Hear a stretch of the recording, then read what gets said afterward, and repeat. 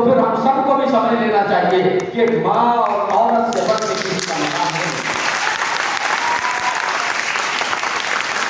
اور پھر کبھی کسی دور میں ابھی بات ہوئی، بہت سارے بچوں نے اس میں بات کی کہ عورت کو کسی دور میں مرد جو ہے وہ پاؤں کی جوتی سمجھا کرتے، عورت کی کوئی حیثیت نہیں تھی معاشرے میں، بیوی کو کوئی مقام نہیں دیا جاتا تھا۔ میرے اور ابھی آپ کے نبی صلی اللہ علیہ وسلم تشریف آپ لائے، عورت کو مقام دیا، عورت کو عزت دی، اور اپنی بیوی کو تو کیا مقام دیا۔ اور کہا کرتے تھے کبھی کبھی عائشہ نے ایک دفعہ پانی پیش کیا پیالے میں، فرمایا عائشہ کو جگہ بتائیے جہاں آپ نے ہونٹ لگا کر پانی پیا، میں اسی جگہ ہونٹ لگا کے پانی پیا۔ اور پھر عورت کو کیا کہا قرآن میں، فرمایا ہن لباس لکم وانتم لباس لہن، عورت تمہارا لباس ہے، عورت مرد کا لباس ہے اور مرد عورت کا ہے۔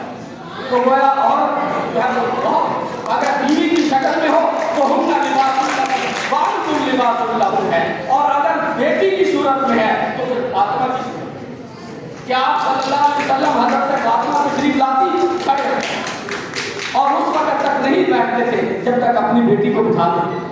تو گویا عورت ہر روپ جو ہے عورت کا بہت خوبصورت ہے۔ اور اقبال نے ایک جگہ پہ کہا ہے کہیں کمی بیشی ہے تو وہ تعلیم، عورت نے اقبال نے ایک نظم لکھی ہے، وہ میں آپ کے سامنے سے کر کے اپنی بات کو ختم کروں گا۔ اقبال کہتے ہیں کہ اس کا عنوان ہی عورت اور تعلیم۔ اقبال کہتے ہیں جس علم کی تاثیر سے زن ہوتی ہے نازن، جس علم کی تاثیر سے زن ہوتی ہے نازن، کہتے ہیں اسی علم کو ارباب نظر موت۔ جس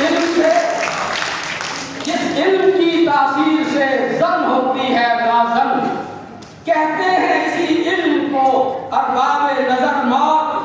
بیگانہ رہے دین سے اگر مدرسہ زن، بیگانہ رہے دین سے اگر مدرسہ زن، ہے عشق و محبت کے لیے علم و ہنر موت۔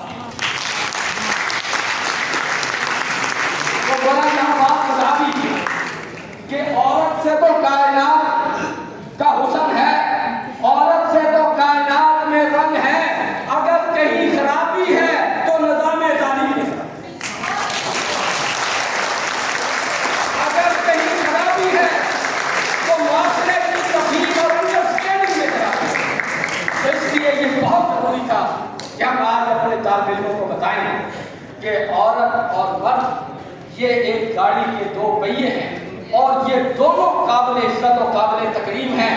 یہ جوں آگے بڑھتے چلے جائیں گے، قومیں ترقی کرتی چلی جائیں گی، لیکن ان کے لیے ضروری ہے کہ ان کی تعلیم و تربیت کا درست اہتمام کیا جائے۔ اور اگر کہیں پہ خرابی نظر آ رہی ہے تو ہمیں توجہ کس کی طرف دینی چاہیے؟ پھر یونیورسٹی کی طرف توجہ دی جانی چاہیے، تعلیمی نظام کی طرف توجہ دی جانی چاہیے، تاکہ اس کو درست کر کے ہم ان دونوں کے مقام کو بلند سے بلند کر سکیں، اور اپنی قوم کو عورت ہو یا مرد ہو دونوں کو میری کلمات کے ساتھ میں اپنی بات کو ختم کرتا ہوں۔ واخر دعوانا الحمدللہ۔